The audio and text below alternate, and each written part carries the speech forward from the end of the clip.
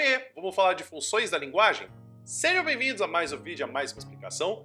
E hoje a gente vai falar então, continuando com o que a gente já falou dos nossas aulas sobre gêneros textuais e também os objetivos deles, além também dos elementos da comunicação. A gente vai tratar hoje sobre as funções do que a gente vai ter da linguagem. Então a gente vai ter no sentido de por que a gente tem uma questão de comunicação, para a gente poder entender melhor como que a gente consegue interpretar um texto. As funções da linguagem vão fazer com que a gente consiga perceber qual que é o objetivo que temos com um texto. Lembrando do que a gente vai ter os elementos da comunicação que a gente já viu na última aula, a gente vai entender que nessa sessão a gente vai entender que cada texto ele possui uma função que é para poder elencar algum dos elementos que existem na comunicação. Vale lembrar que nem sempre um texto ele vai ter apenas uma função de linguagem. Pode ser que uma se sobressaia a mais do que a outra. A primeira delas é a função emotiva. A gente vai ter um elemento de comunicação mais predominante, que é justamente o emissor, que é quem fala, que se fala muito das perspectivas de quem se comunica. É muito comum a gente ter isso em poemas e canções, falando sobre o que a pessoa acha.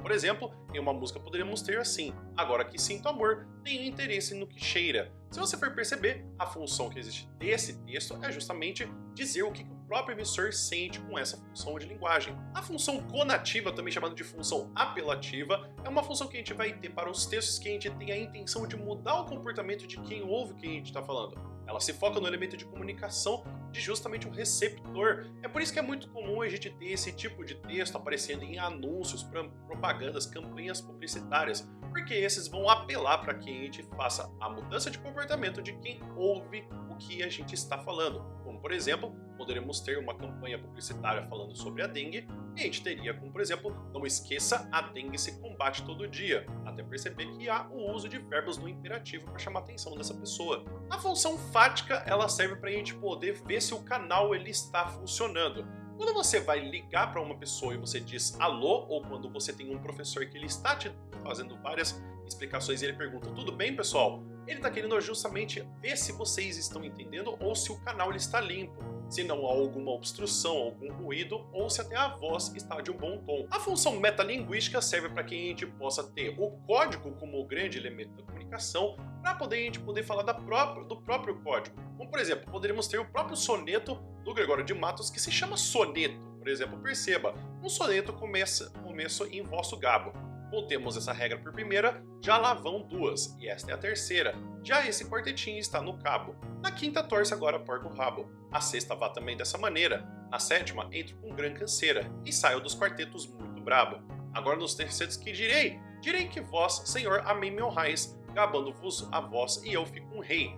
Nessa vida um soneto já ditei, se desta agora escapo nunca mais, louvado seja Deus que eu acabei. Você pode perceber que ele vai falando das construções de quartetos, versos e para poder falar, inclusive, de um próprio soneto que se chama o próprio soneto, fazendo a construção de um soneto que se chama soneto. Diferente do que a gente tinha agora do último texto, agora temos a função poética. A função metalinguística, ela faz com que a gente fale de um texto sobre o próprio texto. Por exemplo, é a questão que temos de dicionários, mas uma função poética, ela trata da questão das emoções. É por isso que é muito importante a gente ter a questão da própria mensagem quando a gente fala dos poemas.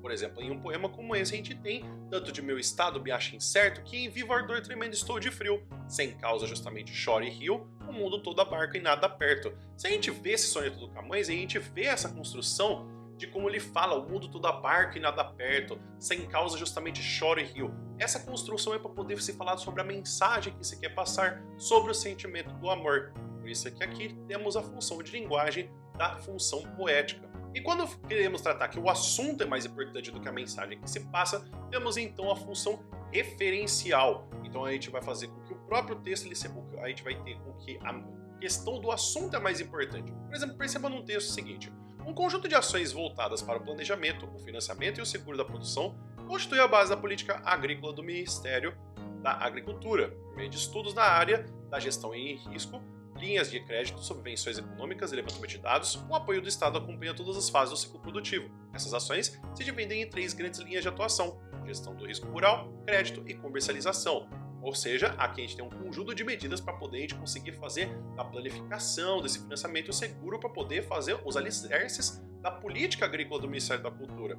Então, a gente percebe que o assunto ele não sofre alteração, porque ele continua sendo o mesmo, mas a mensagem ela vem de uma forma diferenciada do que a gente viu dos outros textos até agora. Então é isso, pessoal. Espero que vocês tenham entendido, espero que vocês tenham gostado. Inclusive, não é uma coisa muito simples da gente entender da questão das funções de linguagem. Pode ser que, inclusive, você encontre textos que você fique até com dúvida, como é o caso que a gente viu, inclusive de quando eu estava falando da função metalinguística, que era um poema, falando sobre a construção do poema. Porém, é uma questão de prática e que nem sempre a gente vai ter apenas uma função de linguagem, mas ela pode ser com que a gente tenha uma que é a mais importante e que mais se destaca. Isso é uma questão de leitura que você vai praticando ao longo do tempo e vai ficando mais fácil para você.